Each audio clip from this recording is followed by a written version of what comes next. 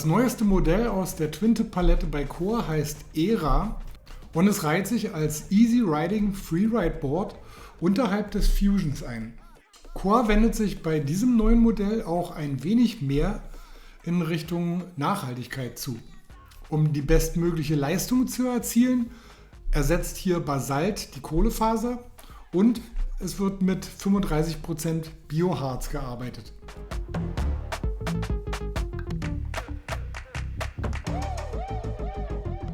Vom Shape her ist das Era ein wirklich vollständig neu designtes Board. Wir haben es im Test bei uns in 1,38 Meter x 41 und das Ganze haben wir getestet mit Körpergewichten von 59 Kilo, 85 Kilo und 97 Kilo.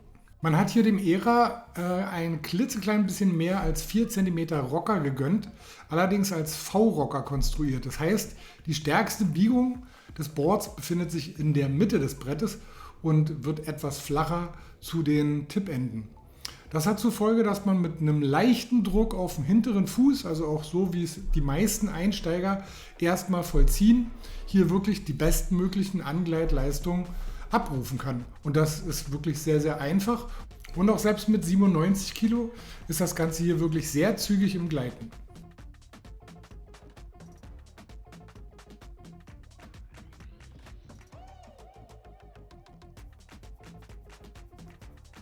Im Verhältnis zum hauseigenen Fusion besitzt das Era eine etwas rundere Outline, das heißt halt die Tips sind etwas schmaler.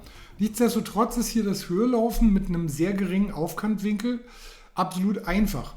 Auch hier ergibt ein Fahren mit etwas mehr Druck auf dem hinteren Fuß das bestmögliche Ergebnis.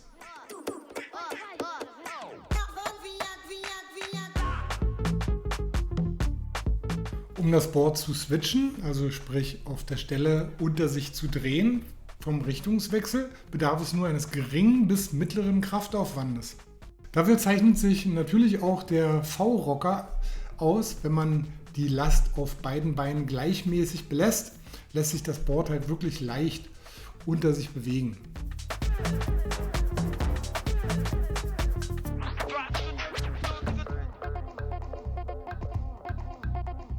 Die Rockerlinie und die Flexabstimmung ist so gut und harmonisch miteinander zusammen abgestimmt, dass es hier auch zu einer wirklich sehr schönen Drehfreude kommt.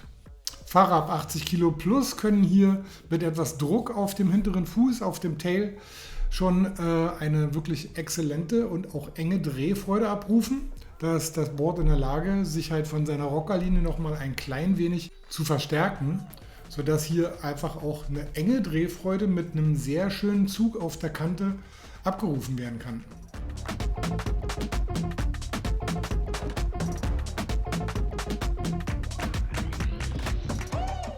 Ebenso gibt es bei Laufruhe und Kontrolle nichts auszusetzen. Selbst bei 60 Kilo ist das Board immer noch ausreichend gut gedämpft. Die komfortablen Pad- und Schlauchkombinationen, die Core durchweg anbietet, tun da ihr Übriges mit dazu. Aber auch bei 60 Kilo kann ohne weiteres auch die 1,38er Länge gewählt werden für eine sportlichere Dame zum Beispiel. Wenn man es jetzt auf einen reinen Unhooked Freestyle-Bereich münzt und man da etwas schwerer ist, dann wird die Kontrolle halt, gerade was die Landung angeht, halt schon ein bisschen reduziert. Da sollte man sich dann eher nach etwas längeren Modellen umschauen oder einfach halt das hauseigene Choice ist da natürlich dann halt definitiv deutlich prädestinierter dafür. Für den Freeride und auch sportlichen Freeride-Bereich gibt es hier aber überhaupt nichts zu meckern.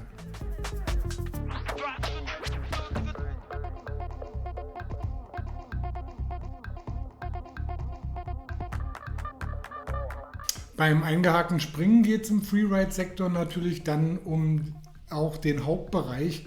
Gerade das interessiert natürlich viele, ob es halt sich leicht und einfach springen lässt.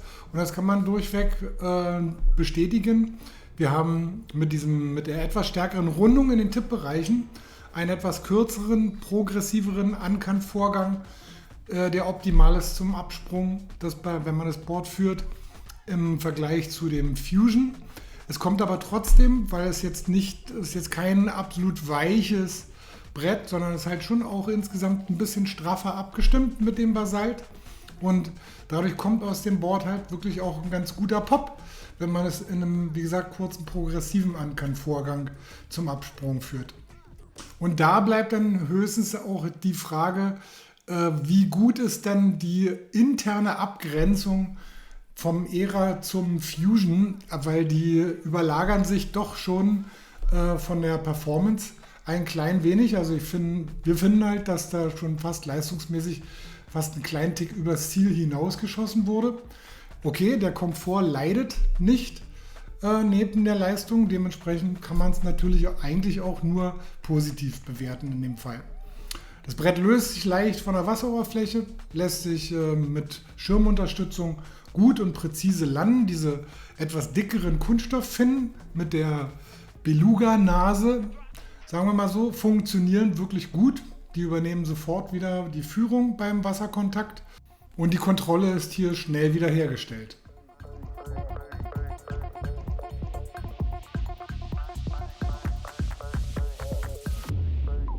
Unhooked Freestyle steht eigentlich im Portfolio auf der Core-Webseite so ziemlich gar nicht drauf für den Era.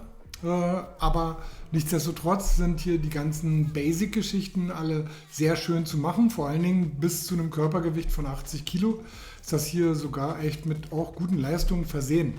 Was man merkt, ist halt, dass der Pop natürlich halt, gerade wenn man auch etwas schwerer oder kraftvoller fährt, hier nicht ganz so hoch ausfällt. Da ist auch selbst ein Fusion schon besser und klar, ein Choice natürlich deutlich besser.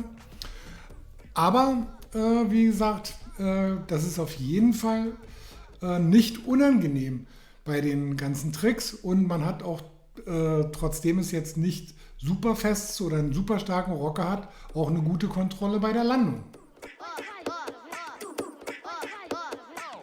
Also wie ihr seht, hier gibt es beim Era, bei dem neuen Modell von Core wirklich doch recht viel zu loben. Man hat sich hier echt Mühe gegeben, ein schön abgestimmtes, auch wirklich leicht zu fahrendes Freeride-Board zu schaffen. Das hat von den Leistungen in den Performance-Bereichen, da geht es halt auch wirklich nahtlos so teilweise mit rein, dass es sich halt insgesamt halt auch mit den hauseigenen Produkten halt so ein bisschen überschneidet.